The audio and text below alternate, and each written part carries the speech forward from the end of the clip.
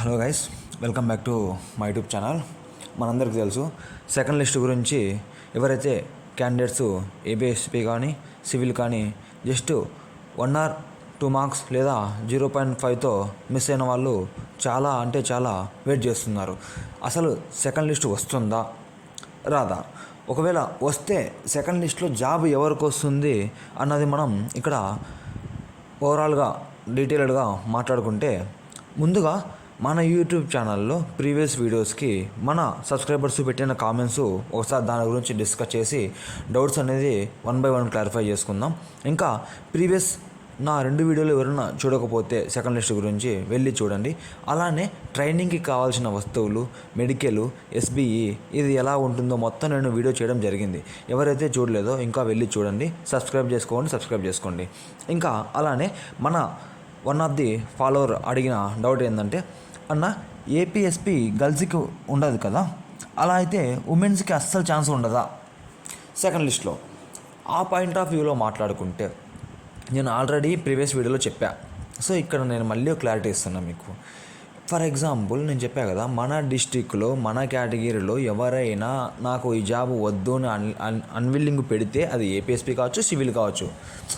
Civil విషయం పక్కన పెట్టేస్తే ఇప్పుడు ఏపీఎస్పి అన్విల్లింగ్ పెట్టాడు. ఏపీఎస్పిలో బ్యాక్లాగ్ పడుతుంది. ఇప్పుడు డిఎస్సి రిజల్ట్ వస్తుంది. డిఎస్సి రిజల్ట్లో సెలెక్ట్ అయిన వాళ్ళు కానిస్టేబుల్కి సెలెక్ట్ అయి ఉంటారు. సో వాళ్ళు అన్విల్లింగ్ పెట్టిన వాళ్ళు ఇప్పుడు అన్విల్లింగ్ పెడతారు. నాకు వద్దు, ఇది నేను జాబ్ వద్దు, నాకు వేరే జాబ్ వచ్చేసి నేను వెళ్తానని చెప్పి అన్విల్లింగ్ పెట్టుకుంటారు. ఓకే, బాగానే ఉంది. ఇప్పుడు ఏపీఎస్పిలో జాయిన్ అయిన పర్సన్ ఎవరైనా ఉంటారు, ఆ కేటగిరీలో జాబ్ అన్విల్లింగ్ పడిన తర్వాత ఒక్క మార్కుతో ఆ అబ్బాయి ఏపీఎస్పిలో జాయిన్ అయిపోయి ఉంటాడు. అంటే 1 మార్కు వల్ల సివిల్ జాబ్ మిస్ అయ్యి ఏపీఎస్పి వచ్చి ఉంటుంది. అప్పుడు 1 మార్క్ తగ్గించి ఇస్తే ఇక్కడ ఆ అబ్బాయి ఏమంటాడు, నాకు సేమ్ మార్క్స్ వచ్చాయి కదా, అప్పుడు 1 మార్కులో మిస్ అవ్వడం వల్ల నాకు ఏపీఎస్పి వచ్చింది, ఇప్పుడు సేమ్ మార్క్స్ ఉన్నాయి కదా, సో నాకు ఏపీఎస్పి వద్దు, నాకు సివిల్ కావాలని చెప్పి తను జడ్జిమెంట్కి పోతాడు. సో కదా, ఇలా ఎవరైతే 1 మార్క్తో ఉన్నారో బాయ్స్ సేమ్ కేటగిరీలో ఫస్ట్ ఏపీఎస్పి కేటగిరీ సెలెక్ట్ అయినారు కదా ఆ పోస్ట్కి, సో ఆ ఏపీఎస్పి లిస్ట్ అనేది మనకు అప్డేట్ చేస్తుంది. సో కాబట్టి అందుకే ఏదైనా జరగచ్చు, ఇలాంటి కొన్ని మిస్టేక్స్ ఉన్నాయి కాబట్టి బోర్డు అనేది ఆల్రెడీ మనకు లిస్ట్ అనేది డిలీట్ చేసింది.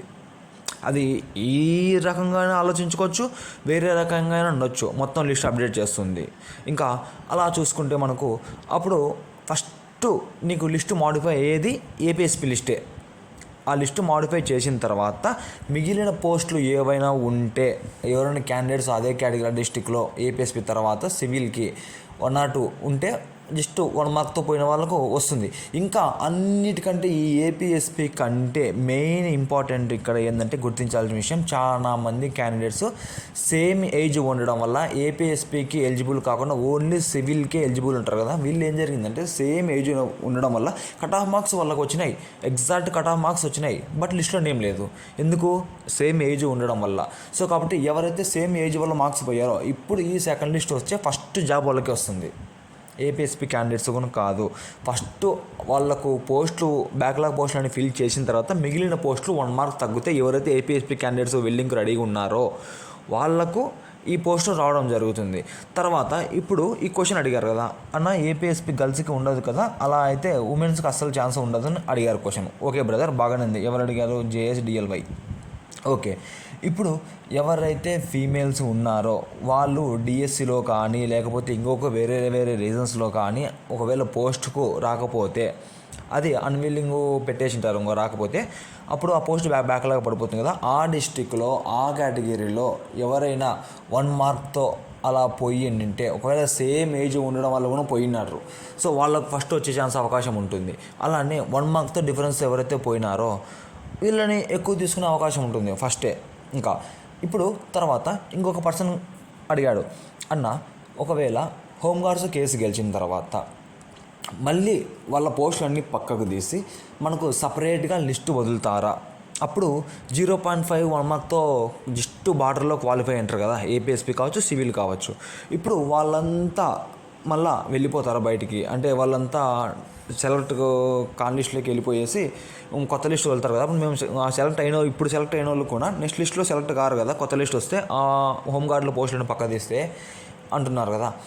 ఆల్రెడీ మన హోమ్ మినిస్టర్ గారు చెప్పారు, ఆమె అనిత గారు, ఏమని లిస్టుని 1-2 సార్లు మేము క్షుణ్ణంగా చూసిన తర్వాత ప్రతి ఒక్కటిని మేము పరిశీలించిన తర్వాతే మేము ఈ ఫైనల్ జాబితాని వదలడం జరిగింది. సెలెక్ట్ అయిన క్యాండిడేట్స్ అందరికీ కంగ్రాట్స్. ఇంకా వీళ్ళకు సెప్టెంబరు 2nd వీక్లో అలా 1st వీక్లో ట్రైనింగ్ ఉండడం జరుగుతుందని క్లారిటీగా ఆమె చెప్పేశారు. అంటే ఇక్కడ పాయింట్ ఆఫ్ వ్యూ ఆలోచించుకుంటే సో సెలెక్ట్ అయిన క్యాండిడేట్స్ పోస్టులు అనేది ఎవరిని తీసివేయరు, ఎట్టి పరిస్థితుల్లో జరగదు. ఇంకా హోంగార్డ్ కేసు విషయం గురించి మాట్లాడుకుంటే మనము ఒకవేళ వాళ్ళు గెలిచి రచ్చరాద్ధాంతం చేసి వాళ్ళే గెలిచి వాళ్ళకి పోస్టులు కావాలంటే వాళ్ళకి ఇచ్చిన పర్సంటేజ్ పోస్టులకు బట్టి అంతమంది క్యాండిడేట్స్ లేరు, వాళ్ళు ఎవరు లేరు. సో ఆ రకంగా చూసుకుంటే కోర్టు ఏం చెప్తుంది, ఎవరైతే జస్ట్ క్వాలిఫై అయినారో వాళ్ళకి ఇవ్వను పోస్టులు, లేకపోతే మేమందరం ఉన్నాము మాకు ఉండే పోస్టులను మాకు ఇచ్చేయమని చెప్పింది అనుకో, ఉండే వాళ్ళకి బ్యాక్లాగ్ పోస్టులు ఉంటాయి కదా, సెకండ్ లిస్ట్ రాదు. అప్పుడు బోర్డు ప్రెజర్ తీసుకోకూడదు, గవర్నమెంట్ అక్కడ ఫేస్ చేయకూడదు ఇష్యూ అని అనుకుంటే బ్యాక్లాగ్ పోస్టులలోంచి వాళ్ళకి తీసిచ్చే అవకాశం ఉంటుంది. లేకపోతే నెక్స్ట్ నోటిఫికేషన్లో వాళ్ళకి కొన్ని పోస్టులు అరేంజ్ చేయడము, లేకుంటే వాళ్ళకంటూ కొన్ని రూల్స్ మినిమం క్వాలిఫై మార్క్స్ పెట్టి క్వాలిఫై అవ్వడము ఇలా చేస్తుంది. అంతే తప్ప మిమ్మల్ని జాబుల్లోంచి పీకేసి మీ పోస్టులని వాళ్ళకి ఇవ్వడం అనేది అసలు ఎట్టి పరిస్థితుల్లో జరగదు. ఇంకొక పర్సన్ అన్నాడు, అన్న ఈ ఇష్యూస్ వల్ల నోటిఫికేషన్ క్యాన్సిల్ అయిపోతుందా మళ్ళీ అందరినీ కొట్టేసి అంటే, ఇంకా క్యాన్సిల్ అవ్వదు భయ్యా, ఎలాంటి సిచ్యువేషన్లో కూడా క్యాన్సిల్ అనేది అస్సలు అవ్వదు. అది జరగనప్పుడు ఎందుకంటే మీకు ట్రైనింగ్ సెంటర్స్ అన్నీ అలాట్మెంట్ చేశారు, ట్రైనర్స్ అంతా రెడీగా ఉన్నారు, మీకు మెడికల్కి అరేంజ్మెంట్లు చేస్తున్నారు, అన్ని ట్రైనింగ్ సెంటర్లు ఫెసిలిటీస్ రెడీ అయిపోతున్నాయి. మిమ్మల్ని లిస్టులోంచి తీయాలనుకున్నప్పుడు అవన్నీ ఎందుకు తీస్తారు, అసలు రిజల్టే వదలరు కదా ఇంత పంచాయతీ పెట్టుకొని. అదైతే ఎట్టి పరిస్థితుల్లో జరగదు. సెలెక్ట్ అయిన వాళ్ళందరూ ట్రైనింగ్కి రెడీ అయిపోండి. ఎట్టి పరిస్థితుల్లో మాకు 0.5తో సెలెక్ట్ అయినాం కదా, 1 మార్క్తో సెలెక్ట్ అయినాము, బార్డర్లో పాస్ అయ్యి వచ్చినాము మేము, మాకు జాబ్ వచ్చింది ఇప్పుడు తీసేస్తారని అలాంటి ఆలోచనలు అసలు ఎవరు పెట్టుకోవద్దు, అవసరం కూడా లేదు. మీరందరూ ట్రైనింగ్కి వెళ్తారు, ఎవరి పోస్టులు పోవు ఇక్కడ నుంచి.